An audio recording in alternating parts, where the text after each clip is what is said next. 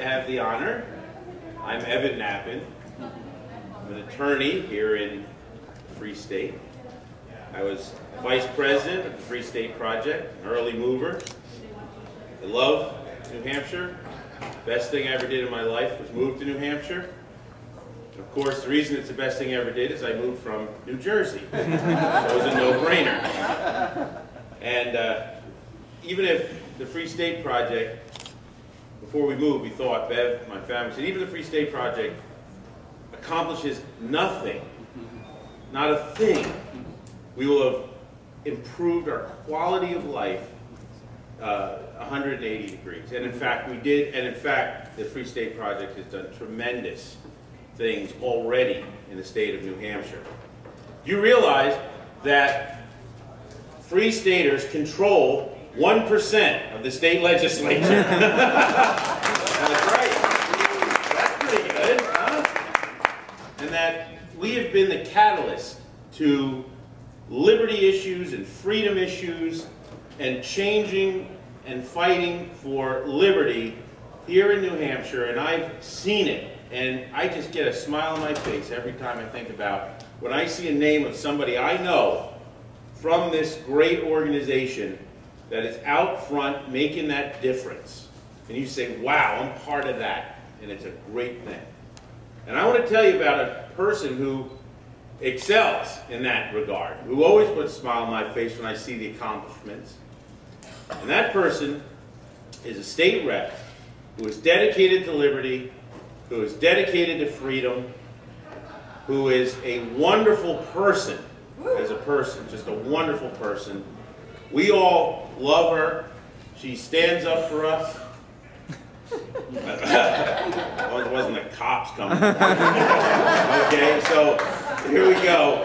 This is a dear friend of mine, and she is going to talk to you about all kinds of things, but of course, number one, something near and dear to our hearts is the knife rights bill here in New Hampshire.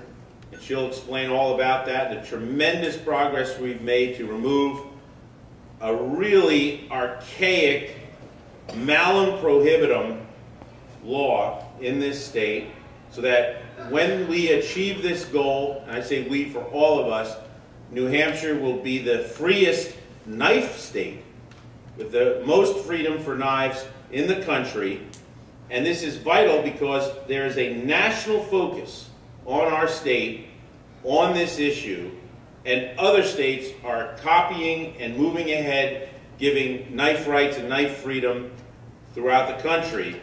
And you say, well, what is all this about? And she'll get into it, but one thing you need to know is that the anti-knife movement in the United Kingdom is huge, absolutely huge. It's called the Knives Take Lives.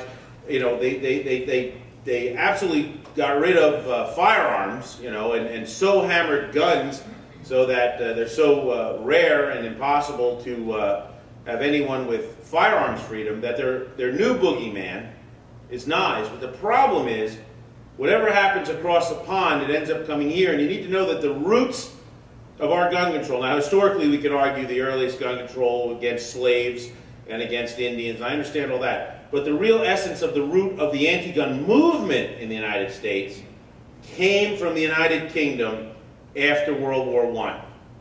They were the first, and if all of us are having a meeting right after World War I, and we're a freedom group, and I was to tell you, hey, you know, they're banning guns in England, and you'd say, that's crazy. They'll never ban guns in America. You think I was out of my mind. What are you talking about? It's a right. It's a fundamental thing we use every day. That's insane. Well, just translate, put knives in place of guns now, and you'll know how important the work Jennifer Coffey's doing for New Hampshire. Jennifer Coffey, State Rep.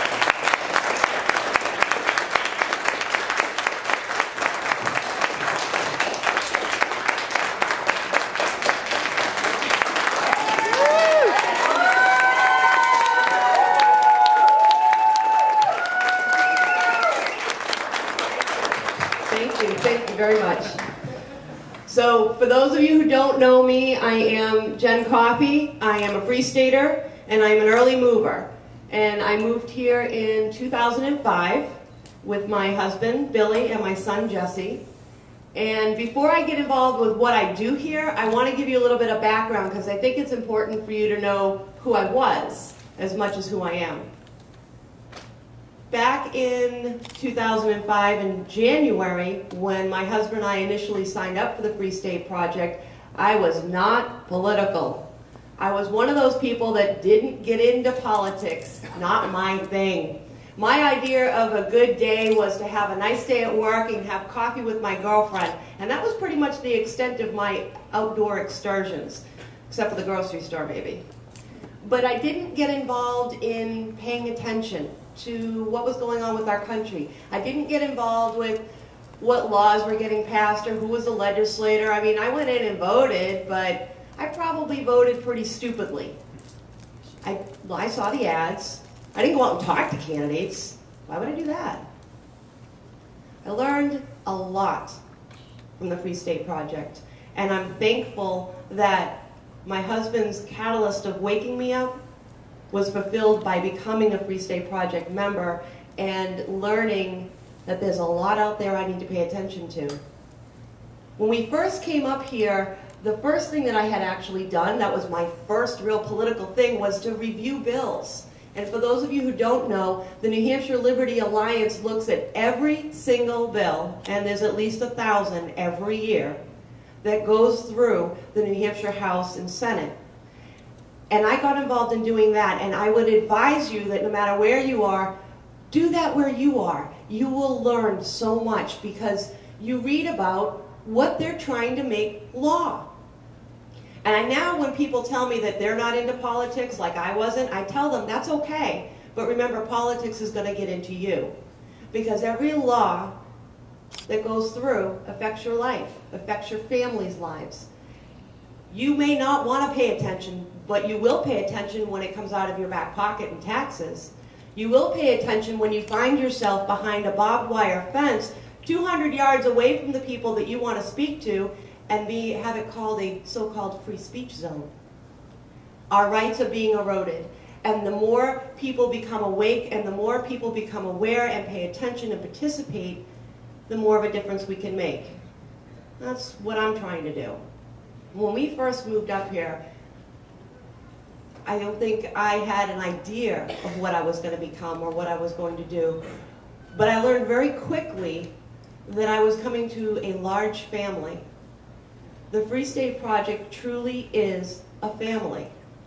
I have more adopted brothers and sisters and grandparents than I've ever had. And they're near and dear to my heart. And I'll tell you, when we moved, it was kind of a bad experience and a good experience all at the same time. 4 days before we were scheduled to move here, we'd done the homework, the legwork, we had our jobs, we had the truck rented, we quit our current jobs. We found out that I had cancer. And that kind of made us stop and say, should we really do this? Should we really move to this new place? We talked it over with our families. I had an emergency surgery within 24 hours of being told, and I was not feeling too hot, but we made the decision we were going to go forward with our plans, and we had our parents come up and help us, and they worked literally through the night to load the truck because I couldn't lift anything. I was pretty much stuck in bed. When we finally arrived here in the Free State, let's just say that nobody who was in my family was in any good shape.